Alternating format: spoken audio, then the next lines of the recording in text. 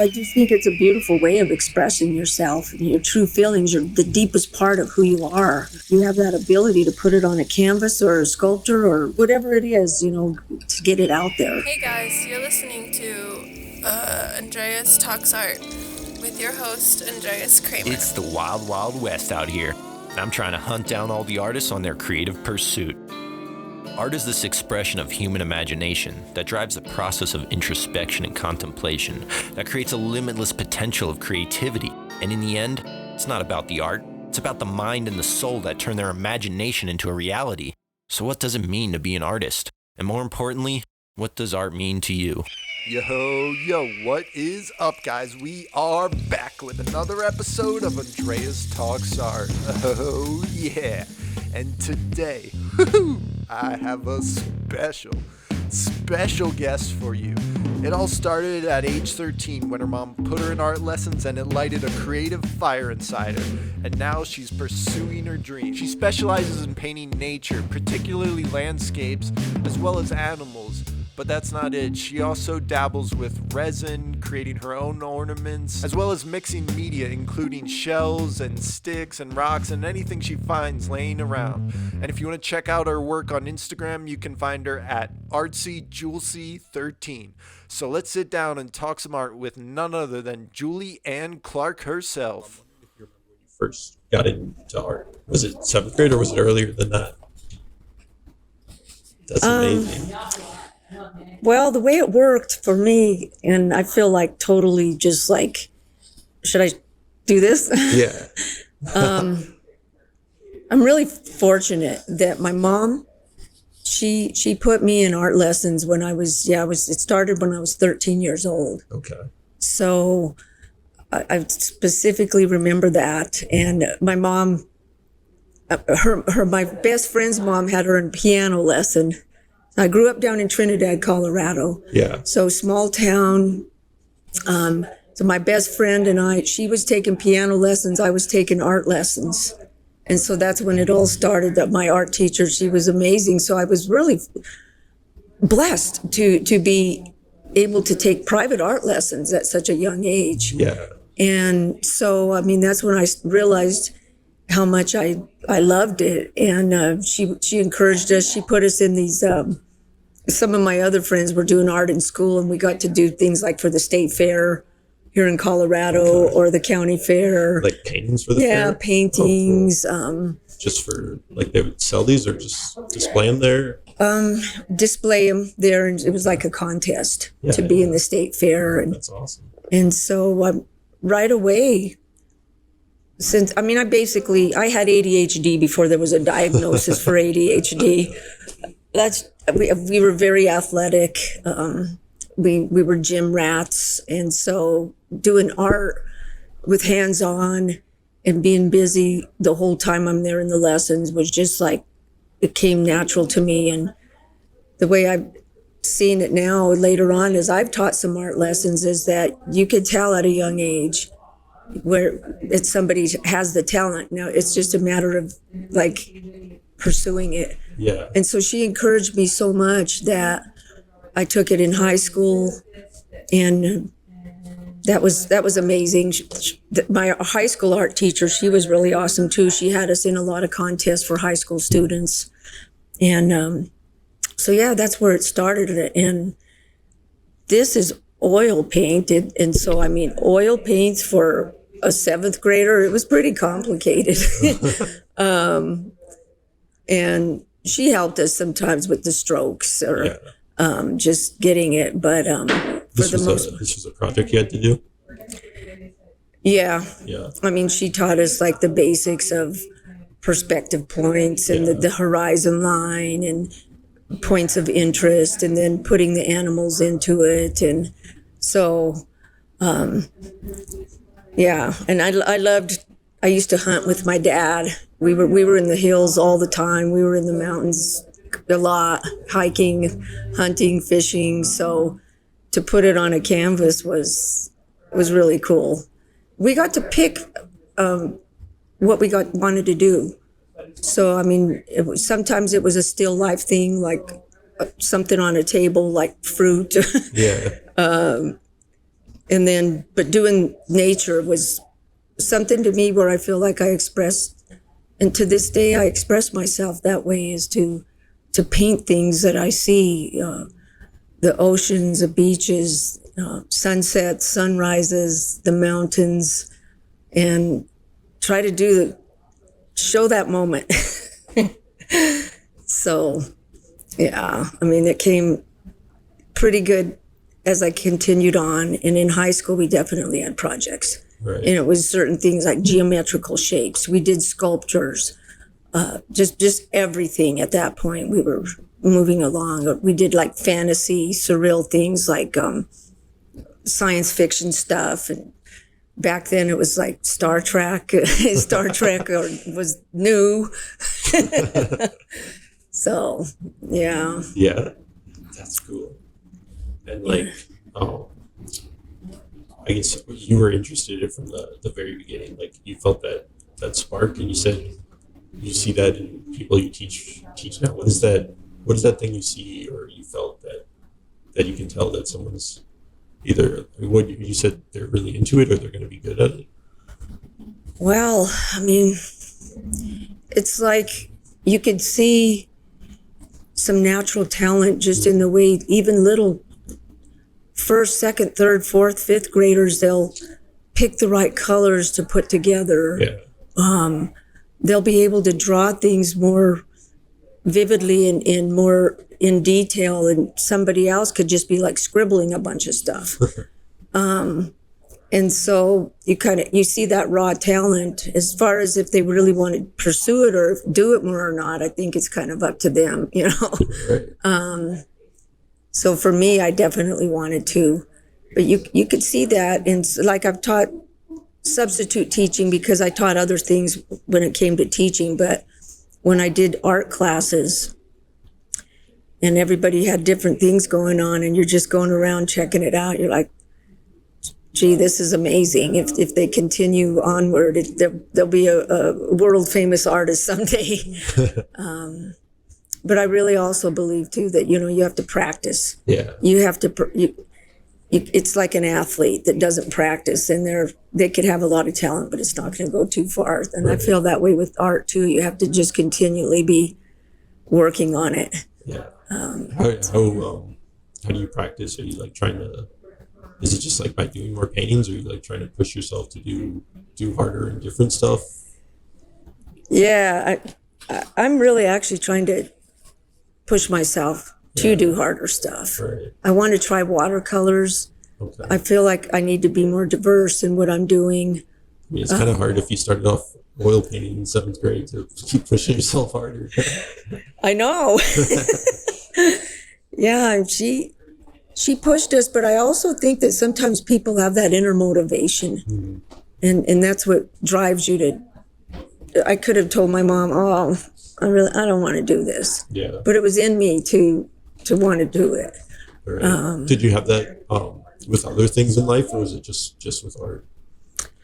With the other things too, I mean, with sports was a big deal. So, yeah, that was something that in a small town there's a couple things to do. There's not as much opportunities. So that's why, I mean, for us, a lot of it was, when I was raised, you know, too, we were raised to work. You know, at a young age, we were out on the ranch helping my dad. But also, too, it was where there was so many things that we did together as a group, you know, like your group of friends that you have. So the guys and the girls, when in elementary school, we were already hanging out on the playground together. And then I ended up in a situation where I was fortunate that one of my best friend's dad was the athletic director and head football coach. And so football was a big deal. So that's what you did on Friday nights. The whole town is at the football game. Yeah, okay. And so then going into sports, that was something that just we knew. And having him around as a father figure, my dad traveled a lot. So he was all over the world. So we were all together just practicing in the gym. And by junior high school, we were playing against high school teams in basketball.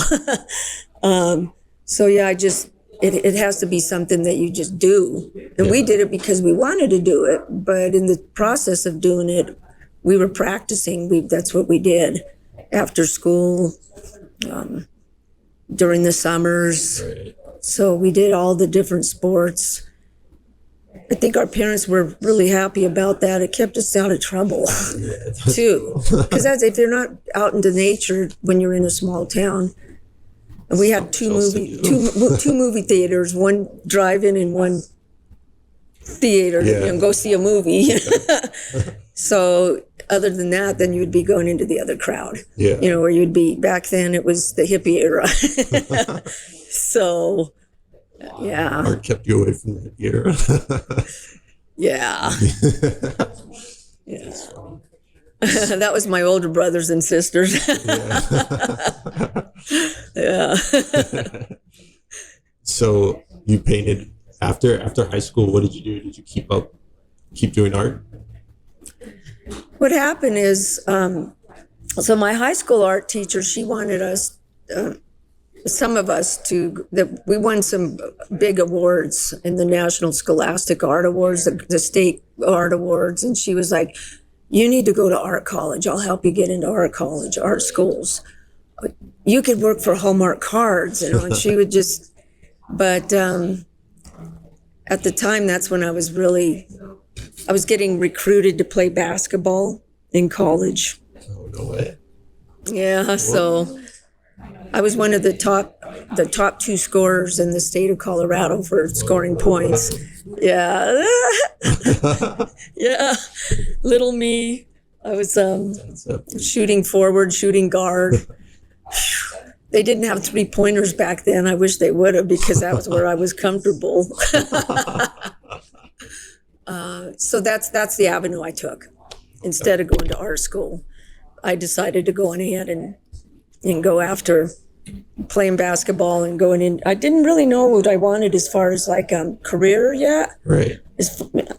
You kind of think you do when you're in high school, but not really. And some people do. I mean, they get it right away. But for me, I was just mainly focused on basketball. Chasing the basketball, yeah. Yeah, so I did that. And the first year and then the second year, I played tennis. It wasn't the right fit. No. And yeah, I mean, I should have taken a scholarship, but I went to the University of Northern Colorado out of high school, and it was hard to it was a grind. I wasn't into it anymore. So I dropped out of college for like 9 months, kind of refocused, and then I went out to California, played basketball and tennis out there. It was a lot better situation for me. I had learned that I didn't want to do what I did for 9 months, but I needed that break. What were you doing? I was just working jobs like at Loaf and Jug or 7-Eleven, right. McDonald's at like 4:30 in the morning. I'm 19 years old. I'm just like, wow. Yourself miserable? Yeah. Yeah. I need to go back to pursuing something that I really want to do. So what'd you go back to the school for then? I went out to, it's called Biola. Okay. Biola is the Bible Institute of Los Angeles. Okay. So they were the Division III national champions in basketball going, and so I wanted to go there, and I went out there and made the team and all that, got on the team. So we did a lot of traveling, and it's your whole life. Right. College sports, it's your life.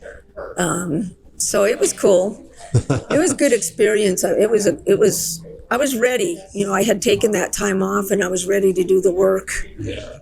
To be fully in the grind of college basketball it's a whole different level than high school.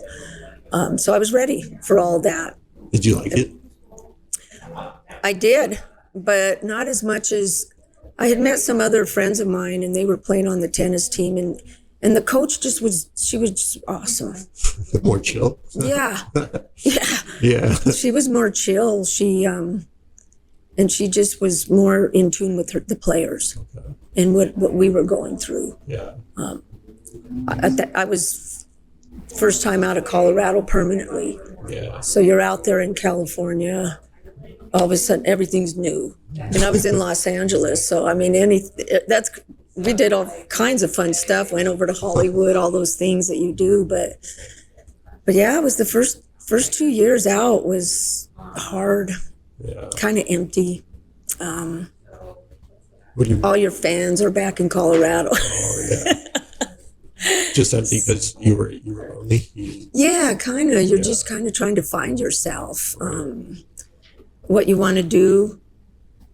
When you go in college, you're like, what am I going to do? Yeah. I'm spending a lot of money here. 2 of my brothers were in college at the same time, so my parents couldn't help that much. So we were on our own. Yeah. Fortunately, college wasn't as expensive back then as it is now. And student loans were like 1.8%, things like that. So that was something that was more relaxing. You know, you weren't so worried about all the money you were spending. But yeah, so then I just started feeling like I needed. One of the life-changing things that I had at that point is because I still was determined. I thought for sure I'd make the Olympic basketball team. Yeah. I was going to play in the Olympics. That was my big goal. That's awesome. And but in college, when you're playing, women, you know, on the team were from all over. Some of them were from other parts of the world. All right. And I was 5'4".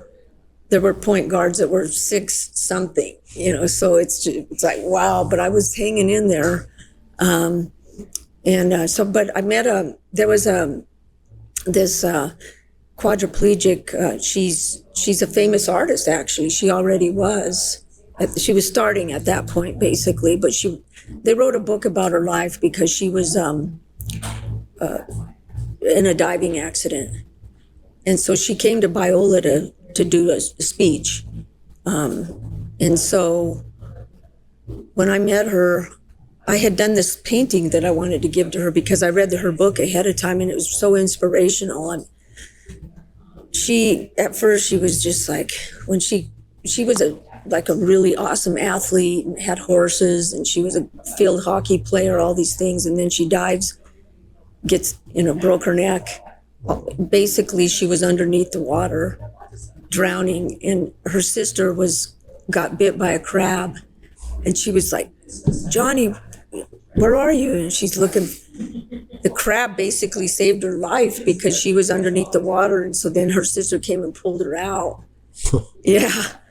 And so when she came and she was talking, you know, about things that she was doing and her art, she does it with her mouth. I was like, wow. She like holds a paintbrush with her. Yeah. Oh my gosh. Yeah. When you have a chance, you could look up JonnyandFriends.org. JonnyandFriends.org. Yeah, JONI.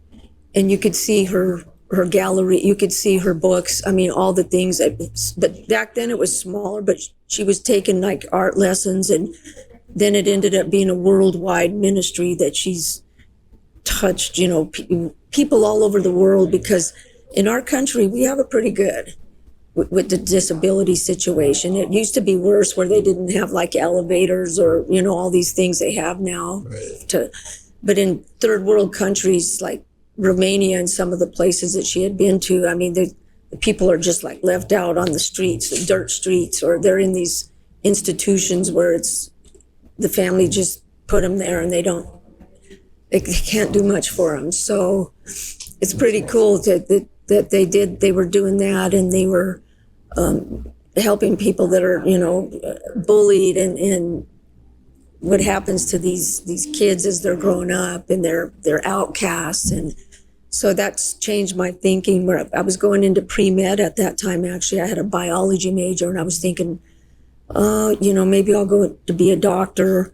And but then when I met her, and I went up to Cal State Northridge and I saw their program for physical therapy and adaptive PE. So I shifted gears at that point, and that was my sophomore year in college. And so then I transferred up to Northridge. Okay. And I went into that program. I decided on the adaptive PE work, and it was more in the schools and not as clinical as PT. Yeah. Plus, physical therapy schools are hard to get into.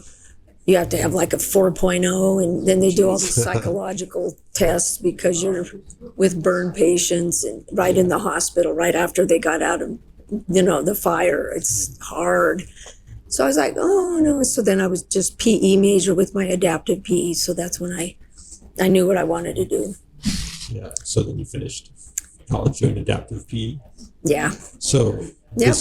this whole time when you're like playing basketball and doing tennis and switching majors, were you painting at all during this, or did you kind of fall out of that during this time? Very good question. I mostly fell out of it. Yeah. Because you're just so busy with all your other stuff, Yeah. with your classes and basketball. And I even, after basketball and tennis, I actually started just working, because when I went to Northridge, I went out of sports. I just was focused on my what I was doing as far as my career. Yeah. And so I had to back away from that part of it and pursue Solely pursue school. Now, I would do things from time to time just as an outlet. Yeah. And my mom had me do some stuff, some paintings I remember doing, and she would travel to from Trinidad to Taos or to Santa Fe, New Mexico, very cultural, very art-rich communities. And so she brought some of my paintings there and sold them. I sold down in Taos when I was like very young, college. Whoa. I didn't realize that Taos was such a big deal until later, though. That's okay. When I've been there and seen their galleries or the artists. Santa Fe's also amazing. Right. So I did it like in the summer, or I do things for gifts a lot. Yeah. I've given away a lot of paintings and other things because I'm just like, Why?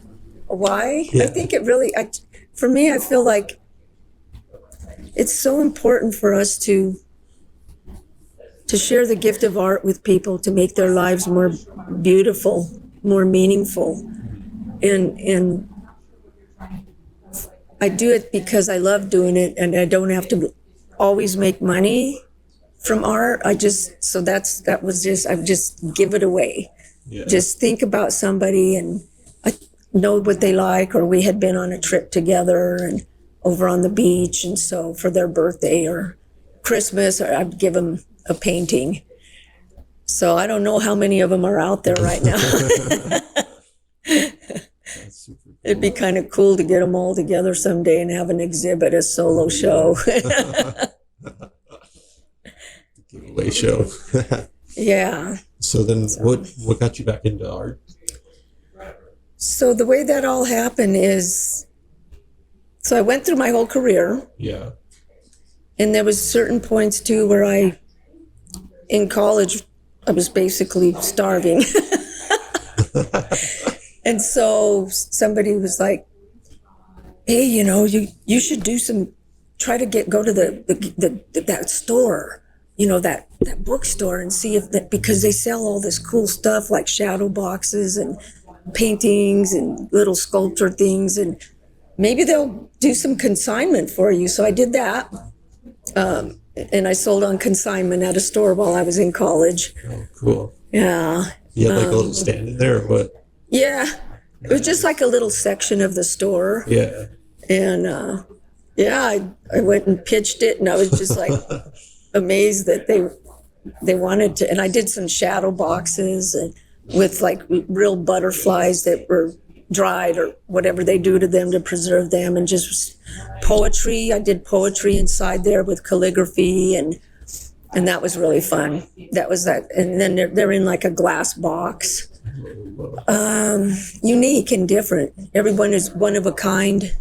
And so it was always there in me, but I just had other things. So I went through my whole career. And then once I got married, I was 28, I think. So then I get married, then we have 2 kids, and then you pour your whole life into your kids. Right. You really do. There's so much time and all the things you do with your kids, running them around to sports or their art lessons or music or whatever it was.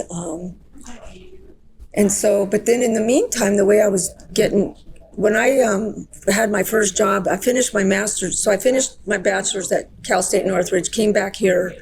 My father had passed away, so I needed to get back to Colorado. Came back here in 1984, then finished my master's degree at UNC, but I couldn't get work here in Colorado. I had certifications in California, so I ended up back out there. And my first job, working with the handicapped kids and all of that. And I met my husband, who became my husband. So then we had our kids, and then, we moved around a lot. But during that time, I was doing things, and especially with my daughter. She was very artistic as a child. Did you get her into art, or was she just into it on her own? She just was into it on her own. Yeah. She was accepted into a gifted and talented school. They called it the Apex program. We lived in Arizona at the time, so they were doing all of that stuff with those kids a lot. Okay. So it was like a charter school. Okay. So she just had that natural abilities, and to this day, I mean, she just got married in June, and the Pinterest wedding. I mean, everything was really awesome, really awesome. And she didn't. I helped her with quite a bit of it, but so then. During that time too, when I had my first job in the San Francisco area, I decided, hey, I'm single, I'm having a good time, and somebody was like, you should come to this thing up in San Francisco. We lived in San Jose, and they're doing this. If you want to like go into acting and do some stuff, just commercials, and I'm like, oh, why not? I could maybe earn some extra money. And so that's how I had my artistic outlet for quite a while, was just part-time acting and doing that. And I taught studio teaching to actors. Studio teaching, you just get like a license to teach on the set, because everybody from 18, the youngest babies you see on a movie are like 18 days old.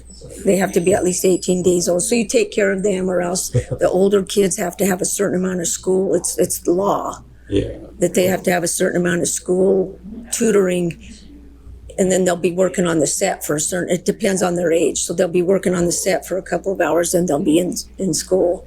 So that was cool to do the behind the scenes stuff, because you do a lot of auditions, you don't always get a lot of work. Unless you're in LA, Los Angeles or New York, maybe, but it's highly competitive. But it was fun. So it was a way, and I did a lot of plays, just community theater plays. And it kept my brain's always active. And so memorizing all those lines and doing all that was a big challenge and fun. I did musicals. So then coming back around, just going through my career, finished that. So I always had it in me that I had this dream someday that I would do my art. My thinking, because I came from an era where there wasn't even internet until I was in high school. So we didn't grow up with computers. So I was thinking, someday I'm going to have this little mountain art store. Just a nice little store somewhere in the mountains, and be doing paintings and things like that. All kinds of cool stuff, and just have this little store. So, but in our modern world, I pursued it. So this is 4 years now. Once I retired from teaching, I was more free to be able to do this. So once you retired from teaching, that's when you fully got back into doing it. I guess right now, are you doing art full time? Or are you just painting for fun, just painting landscapes you see and you want to paint, or what are you doing now? I've been fortunate where I've been commissioned by friends of friends, or my son's friends, or my daughter's friends, or them my son and daughter, they've wanted certain things, but I did a huge oil painting. Well, it wasn't huge, but it was 48 by 64 inches of the Denver skyline and the Mount Evans and Beardstad in the background for a guy for his office. Right. So that started happening. But to answer your question, I was doing it. I was thinking at first I was just like starting to do paintings and wondering, well, how do you do this? Kind of intimidated but I started coming down here to the art district in Santa Fe just to meet artists and see how it happens. And then one of my daughter's friends, she was working at a gallery up a little bit up the street here on Santa Fe. It was Artwork Network, I think. They're not there anymore, but so she helped me. She met with me and told me how it works. And then I met another artist, and she told me the business part of things. And I said, well, I could deal with that because as an actress, I was doing, it was a business, and you had to record. If you make you make a certain amount of money, you have to talk to good old IRS about it. Yeah, that's true. And so I knew that the ins and outs of that and claiming things and on your taxes and so I just started doing things just because I had time. And when you retire, man, it's kind of scary in a way. Yeah. At first your head's a little I don't know, for me it was just kind of maybe too much time on my hands. Yeah. And so I'm like, well, this is the time, this is it. I need to be doing something to keep my brain active. And I'm not the type that's going to be sitting around, so I'm going to go for the art. I still athletic, I always will be, but the older I get, it's not like I can be the way I was. But with art, it's not as demanding on my body. Yeah. And so things just started falling into place. And once I started coming down here and meeting artists, and I think the thing that I respected so much and that kind of was scary for me is I was thinking, gosh, man, these people, they're all out pros. They've gone to art college. They spent all that money to go to art college. And along comes me, I just want to do this. And it's difficult to get into galleries. Yeah. But here at the Denver Art Society, they're very welcoming. After like all you've been through, like being an actor, having your whole career, you're still like intimidated to put your art out there? Not as much anymore. Not as much, yeah. I just thought, now I've seen how it works. Right. And in volunteering at the gallery, and there's so much amazing art, and you think, oh gosh, that person's painting will sell tomorrow. And then a year later, it's still up on the wall. Yeah. So then you see how it all goes, and you're just kind of like, yeah, the only thing I'm a little scared of now is I'm doing the digital stuff and the iPad, and you're just like, oh man, I can't mess up this computer stuff. And so I've been doing watching tutorials on YouTube and stuff like that. But I'm not intimidated by other artists too much because mostly everybody's so, here anyway, they're so friendly. Yeah. It's a little scary because at first, like with curations, not the first curation, I brought stuff that didn't belong with the theme.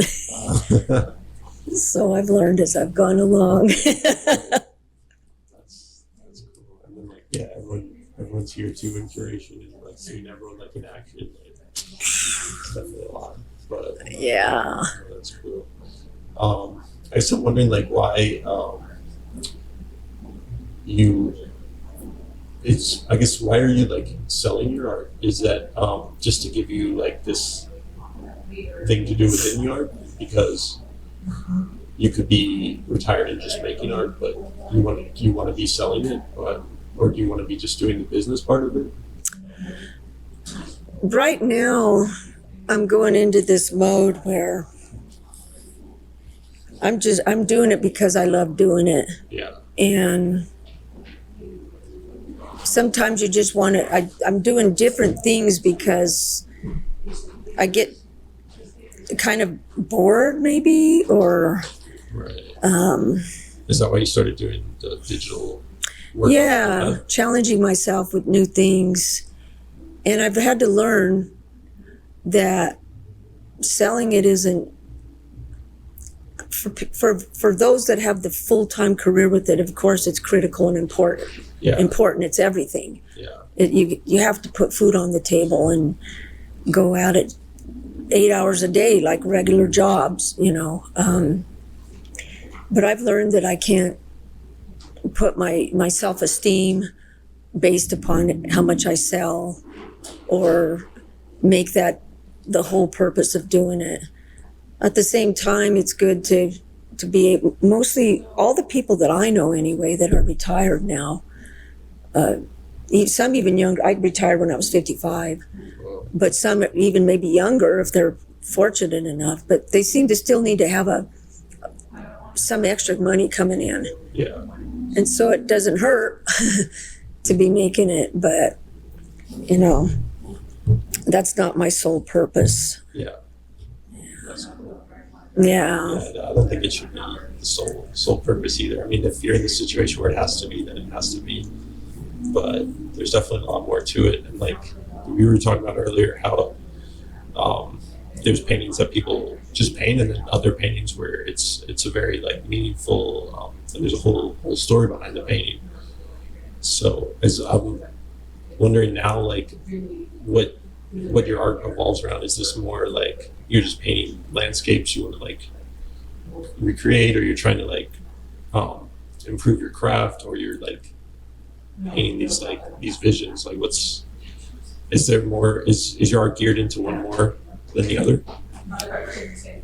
I think that for me it's a way of expressing myself. Yeah. Or sharing something with somebody that, like the vision, you know, a lot of artists that I know, they have dreams and they'll put it on the canvas, you know, just cool stuff that you see in a dream that you wouldn't see. So I think, and a lot of artists I meet too are it's their way of just expressing themselves. Sometimes you're not so good with words, but you could paint something or do a sculpture of something. And it's not meant to, for me anyway, it's not meant to just keep to myself. I like just sharing it, you know, with other people. Collaborating with other artists is really cool. And so, I mean, that's where I'm at with it now. Is just like to do it because, and then there's people that want me to do things for them because they can't. Do you like to do those things? Do you like to do those projects? Yeah. Yeah. Yeah, I mean, I even like to do just like painting the walls at home to make, you know, the house look better. Yeah. Some people are like, oh, I don't want to paint, you know, who wants to paint a bathroom? And I'm just like, I'll do it. And again, it's about staying focused and staying like in the moment and doing things that are creative. Yeah. You have that part of your brain that you need to do it. If you don't, you're just, for me, I just kind of get down in the dumps. Some people actually express that, you know, gee, this is what I went through, like Van Gogh. Wow. You know, he did like 2,000 pieces and he was in the insane asylum. So that some people just hold on to it. So maybe that's why I do sell them or give them away, is because I just hope that it'll make somebody else happy, is what I'm thinking, you know, bring joy into their lives. Right. Yeah. So that's when you lose that, where you don't have to always be making money and you're just more just like, this is something that's really awesome that I can, you know, make somebody just like smile. And Yeah. if some people in high school, I actually did a portrait of these two kids, and oh man, my art teacher had to help me with that one. It was tough doing people. Yeah. So yeah, it's as long as it's not over my head, Yeah. then I'll say, yeah, I can do this. Okay. But if they're asking me to, you know, paint their child, I'm like, oh, can't do people. Sorry, but I know some artists who do. Yeah, call up your art teacher. Yeah. Well, they had smiles. And so all the shadows and stuff inside of the mouth was, we had to put a piece of paper over the mouth to do the eyes and the nose. Oh my gosh. And because the eyes looked all crazy and because the smile was, I'm like, Miss Humphrey, help me. I can't do this. I'll give you some of the money they're giving me. Yeah. So I know you work with a lot of different mediums now. You work with like resin. You're making a bunch of Christmas ornaments. Do you have a favorite medium? And you also like mix them together. Like you just brought in this? Was it driftwood or? Oh yeah. Should I grab it? Yeah, sure. You're saying you like to just collect stuff. Yeah. Yeah, that's super. This one. I'll get this while I'm up here. Because, a lot of people were like, you need to do more contemporary. It can't just be all landscapes. Yeah. So I just started doing stuff like this one. Oh, sorry. No, you're good. Hello. Just moved it while you were away.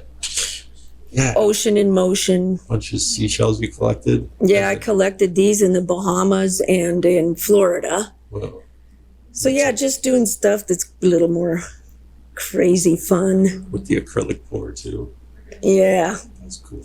And then this, collect pieces of wood, gnarly wood and stuff. So I got this over in the Bahamas, the shells, and then mixed medium here. There's oil paints in here. There's acrylics and then resin. So the resin freezes. It just freezes things.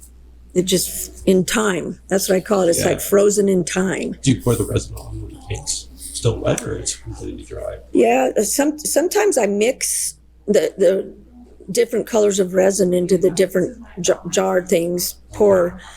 Mix the paint into it. Yeah. To make the color that I want, and then so I'll put a layer down, and then maybe probably the next layer I'll do like more of a clear. So then the clear resin goes over it. Okay. And settles into what it is here. It's kind of the shiny stuff, the clear. And then it looks like if I had the seashell the other way upside down, it just would freeze clear and it would be like water's inside of that shell. Yeah. So that's really cool to do. And then you actually encouraged me to do this, honestly, the last time I talked to you. Yeah. What is this? You were like, oh, I like your ornaments. I have, paint on the outside a lot. Just like, should try pouring the paint on the inside. Whoa. That's crazy. So with this, there's just like different colors, pink and white, and purples. And so I learned the process through these ornaments of making them just the right amount of water, pouring it, watching it blend, and then swirling it around, and then turning it upside down. And like the next morning, I was like, oh, whoa, I thought it would dry a lot quicker. Like acrylics dry quick, within minutes, and it was still kind of damp. Oh, no. And then the colors had blended together but the way they blended was like, whoa. So then I've been doing all kinds of different colors. That's awesome. But I learned it, because I didn't realize, and I put this back on, and it just had it drying. So then the next day I get it and I take this, and so I said, oh, I got to keep this open, keep the air going in, and then I Googled it and saw that if you have it in a warm, not cold or not too hot, but acrylics will dry quicker, and then put a fan. So I just laid it out and I had it open. And I put several of them, and I just had a fan going, and then it helped them dry. Yeah. I have like a. Because I'm like, oh no, if the paint stays in there, and somebody buys this bulb, and then all of a sudden it's just like leaking. Yeah, it starts pouring out. Oh my gosh. Yeah, I have one of those like little floor heaters by my like painting setup for like when I'm doing acrylic, and I don't want to like wait for the layers. I'll just hold it up to a little bit, get like quick dry, and then do the next layer. Yeah, floor heaters work pretty good. Yeah. That's cool. And like so- stuff like that, you kind of just gotta try it and mess up the first one. Yeah. Yeah, the first one I did, we were up in Deckers. So I've done some live paintings when I've been out in the forest. So we were up there and I was doing, a little painting, and then I did a bulb, and it was just cool, just like playing with my husband's out riding his dirt bike, and so yeah, I was learning with that one, and then it kind of had it was one of those square ones, and then it dried pretty quick. That one did. I couldn't believe it was my first one. It came out nice, but then it broke. There was a little hole, so that one's on our Christmas tree. I'm like, okay, I won't try to sell that one. It's the 2021 bulb. Is your tree covered in your own ornaments? That's the only one of mine. Yeah, we get a different one every year somewhere, somehow. Yeah. But I thought I better start putting a few of my own. Yeah. But everybody loves them, and they're a good price. And so that's speaking of selling stuff, they've sold. I just started last Christmas, 2020. Yeah. And then I sent them to my friends in Arizona and Texas, and this year Texas again, California. Some family members wanted them, and they see it on Facebook or Instagram. And shipping costs more than the bulb. Yeah, shipping's expensive.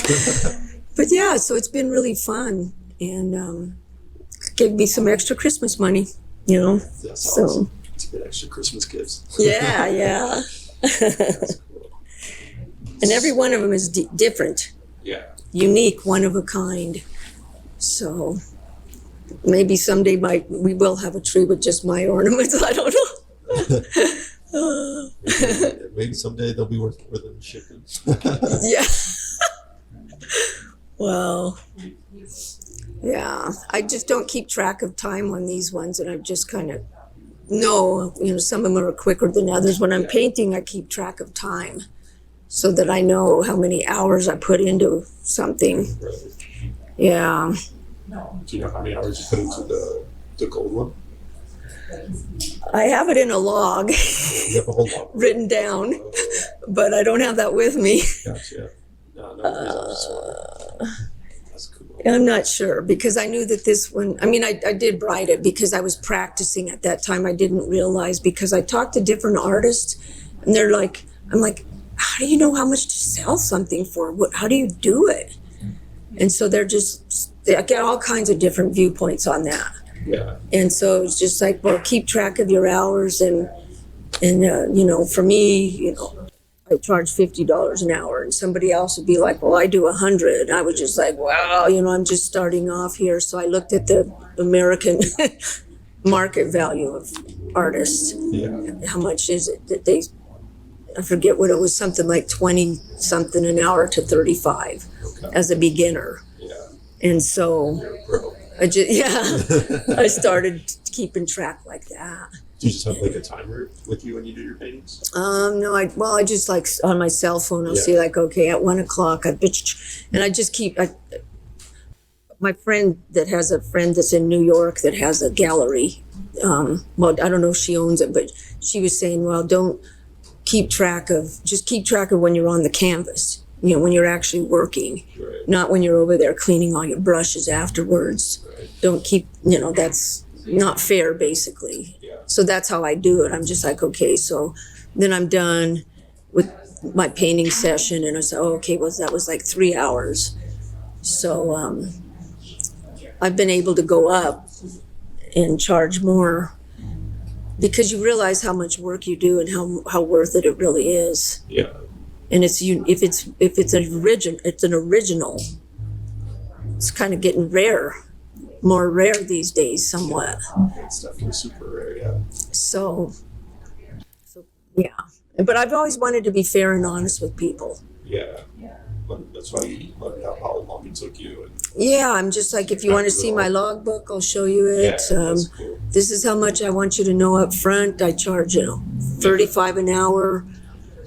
Now I do $50 an hour. I've had repeat clients want other work, but I'm just like, well, I'm 4 years in now, so it's going to be more. And they're like, that's okay, You still want your work? So, It's amazing. yeah.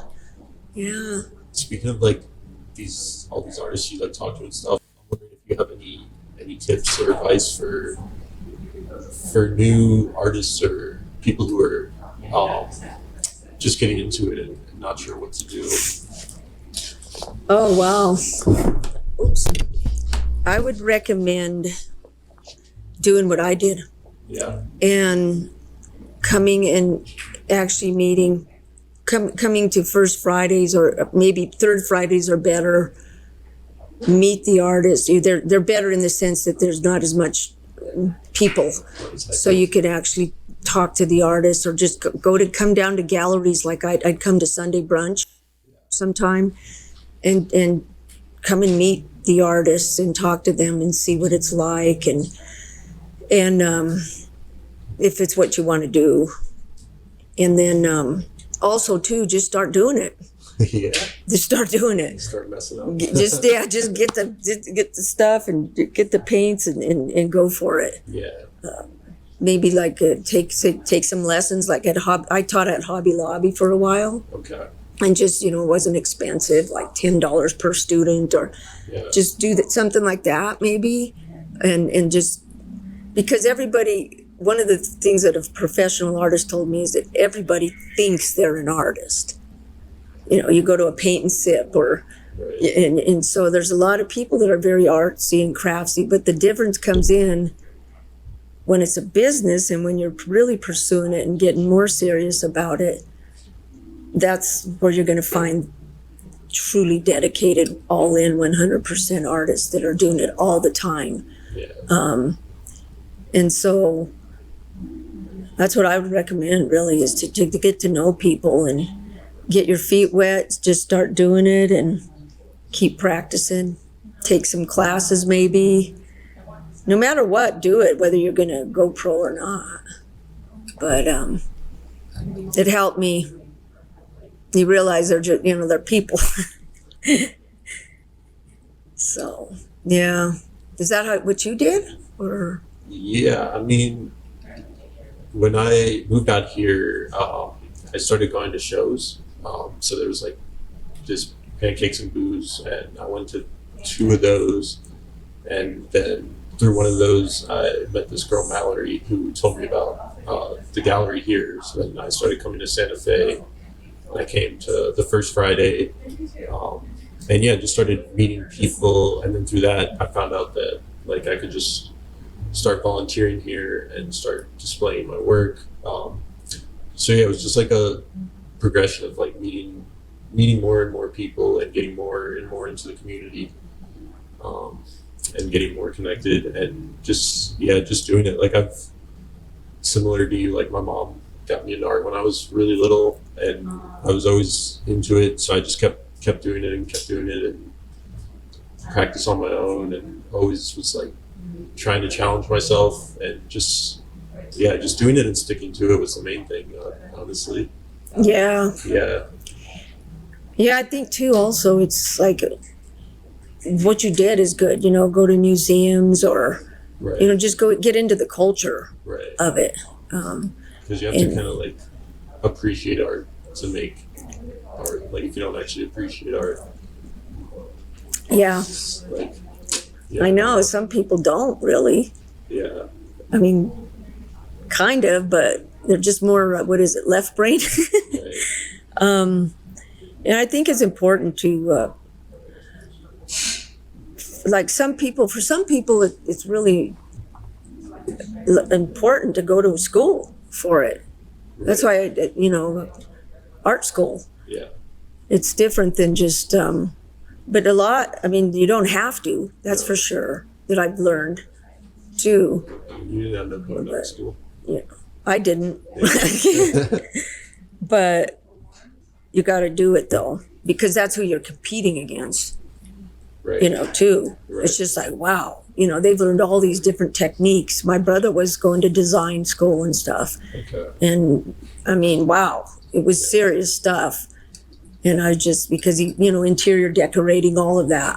Yeah. and fashion, everything. It's just a big deal. And I was just like, so that's kind of where the intimidation came in. It's just like, oh boy, wow, these people, man, they've been to school and they know everything. And I'm just like plunging in. Okay, On my own. here I am. You can totally do it though, but like you said, you got to put in all that work on your own. So it's definitely, I think it comes down to a mindset, like kind of like you were saying, like the people who are going to be in it fully or not. You have to be fully in it. And then, like, I guess that means something different to everyone else too. But Yeah, a lot of people are doing two things. They're doing some type of other job, and then they're doing their art. yeah, But then I've seen a lot. they do a Get them. podcast and their art. Yeah, I think that's awesome.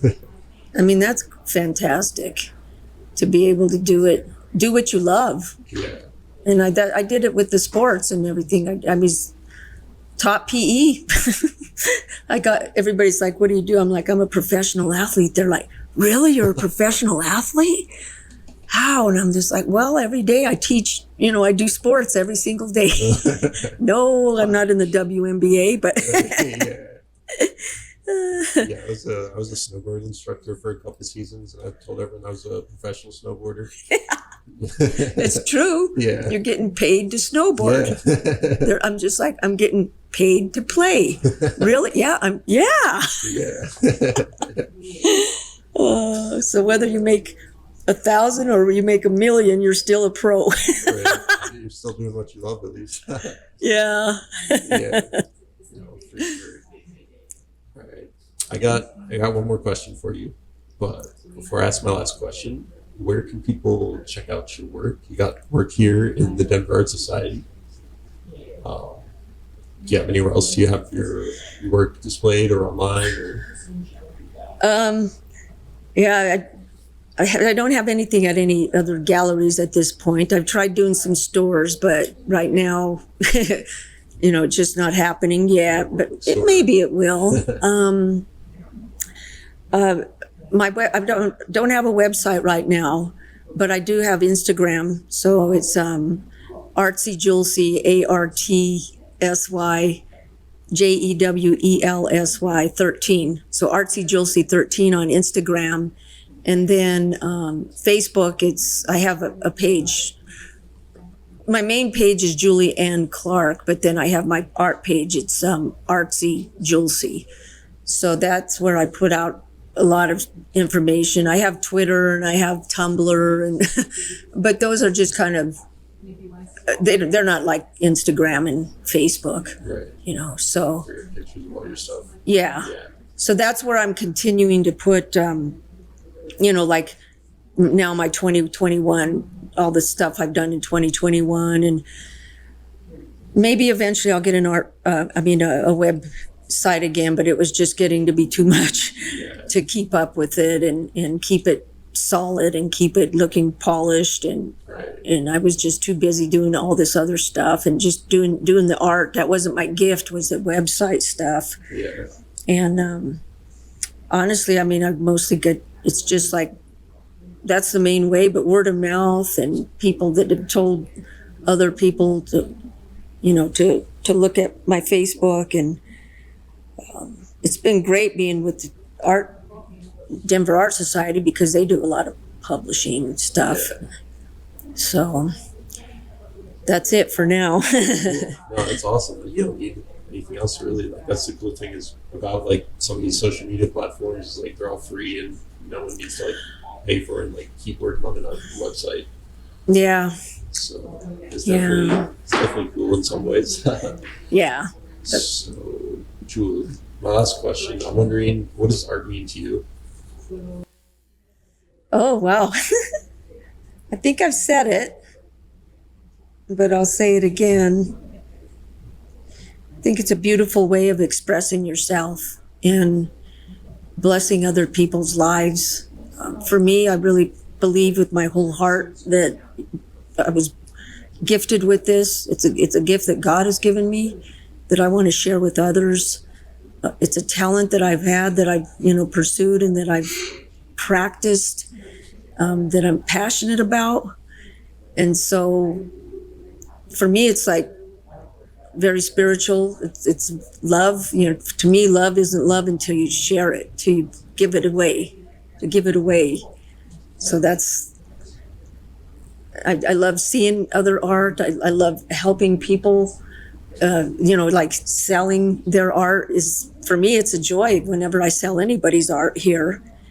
And so I just think it's a beautiful way of expressing yourself, and your true feelings are the deepest part of who you are. If you have that ability to put it on a canvas or a sculpture or videos, whatever it is, to get it out there, I think it enriches people's lives and makes them more, full of joy. And you look at a certain art and you're just kind of lost in it. One of my paintings that I did on a commission was Lost in the Moment. It just was this beach scene, and you're just looking at it and you're just like, all the worries and cares of the world just leave, and you're just like in that painting, looking at it, and just like forget about all that other stuff. So that's what I want to do for people, and help other artists, collaborate with them, and see them grow and do what they want to do. I'm a team player, so that's pretty much it. That's amazing. Thanks for listening. Share this with your friends if you liked it. And don't forget to be cool. Peace out.